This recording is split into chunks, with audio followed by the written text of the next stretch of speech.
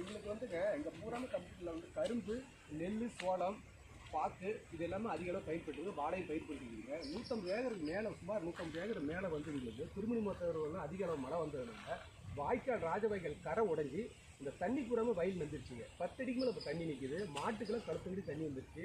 இப்போ ஓரளவுக்கு வந்து எல்லாம் மாடெல்லாம் பிடிச்சி தூர கட்டிட்டோம். இதனால் பெரிய அளவு பாதிப்பாக இருக்கிறோம். பயிர் பூராமல் அருகி போச்சு. எங்களுக்கு வந்து உடஞ்ச கரையை சரிப்படுத்தி வாய்க்காலை தூர்வாரி இந்த திருமணி முத்தாட்டு காவிரியில் கிடக்கும் நெஞ்சடையாளர்லாம் முழுமையாக தூர்வாரி எங்களுக்கு கரையை பலப்படுத்தி கொடுக்குறோம்.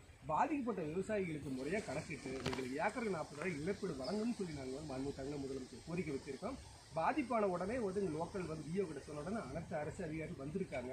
எங்களுக்கு முழுமையாக வந்து கணக்கெடுப்பு விவசாயிகள் பாதிக்கப்பட்ட விவசாயிகளுக்கு வந்து இழப்பீடு வழங்கணும்னு சொல்லி மீண்டும் நாங்கள் வந்து ஒரு தடவை வந்து பாதிக்கப்பட்ட விவசாயிகள் கோரிக்கை முதல்வர் இப்போ அறிவிச்சிருக்க அந்த இழப்பீடு உங்களுக்கு அந்த இழப்பீடு எதுக்குமே ஆகாதுங்க. இன்றைக்கி ஒரு ஆள் விவசாயத்து தோட்டத்துக்கு 800 900 கூலி வாங்குறாங்க. 1 லிட்டர் பால் வந்து இன்றைக்கி வந்து 30 ரூபா 35 ரூபாய்க்கு வாங்குறாங்க. தண்ணி 25 ரூபா விற்கிது. இன்னும் எத்தனை நாளைக்கு தான் நான் இப்படி செத்துக்கிட்டு நான் எவ்வளோ நாளே சாகிறது.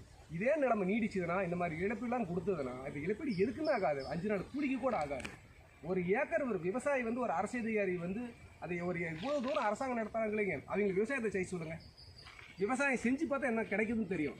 ஏன்னா வந்து இயற்கை சீற்றத்தில் வந்து உங்களுக்கு வெயில், மழை, வறட்சி எந்த இயற்கை மாற்றம்னாலும் பாதிக்கப்படுறது விவசாயி மட்டும்தான். அந்த இழப்பீடு எங்களுக்கெல்லாம் கட்டுப்படி ஆகாதுங்க. ஏக்கராவுக்கு 40,000 வழங்கினால் மட்டும்தான் ஏதோ ஓரளவுக்கு வந்து அப்போ இந்த போகம் போனது தான். மாட்டு கால்நடை தீவனம் கிடையாது. அந்த 40,000ங்கிறத பார்த்தா எங்களுக்கு வந்து கட்டுப்படி ஆகாதான். இந்த இழப்பீடு முதலமைச்சர் அமைச்சோட இழப்பீடு எங்களுக்கு கட்டுப்படி ஆகாதுங்க. மாண்பு தமிழக முதலமைச்சர் வந்து பரிசீலனை செஞ்சு ஏக்கராவுக்கு 40,000 வழங்கினால மட்டும்தான் மீண்டும் நாங்கள் வந்து அடுத்து பயிர் பண்ண முடியும். இல்லைன்னா விவசாயிகள் ஊரை விட்டு காலி பண்ணிட்டு போக வேண்டியதான். இப்போ நீங்கள் என்னென்ன பயிர் பண்ணியிருக்கீங்க? தென்னை வச்சுருக்கிறேன்.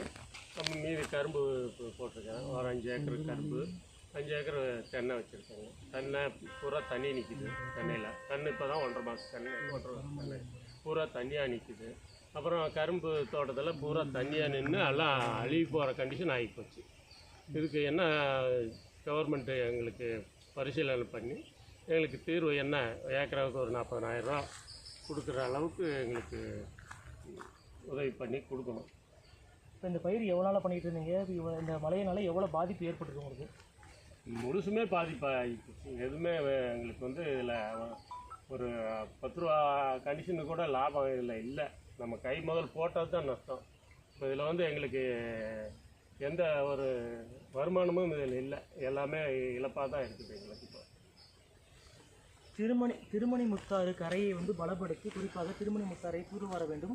அதே போன்று முதல்வர் அறிவித்த வந்து இந்த இழப்பீடு வந்து போதுமானதாக இல்லை. ஏக்கருக்கு 40,000 வழங்க வேண்டும் என்ற கோரிக்கையை விவசாயிகள் முன்வைத்துள்ளனர்.